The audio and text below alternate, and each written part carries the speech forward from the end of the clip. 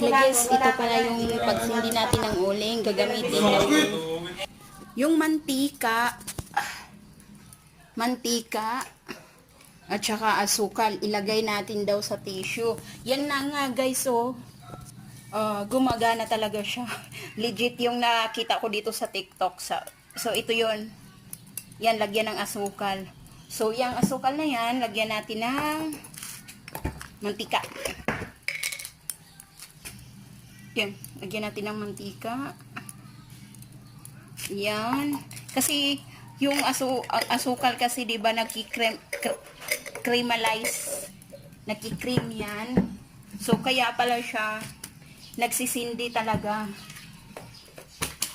Kaya yun, i-try natin. Pero ito na guys, sumindi talaga siya. Yan. Bawal to gawin sa mga bata ha, disclaimer sa mga matanda lang. Yan guys. Yan. Ito yan siya, oh, sumindi talaga.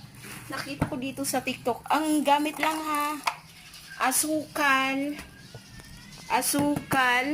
mantika, na-use nga yung gamit ko, tapos yung tissue, tapos yun, ilagay mo lang siya, lalagyan mo lang, yung gaya ng ginagawa ko.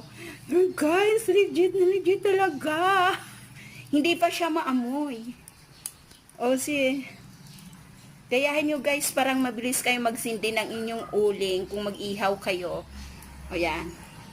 Share!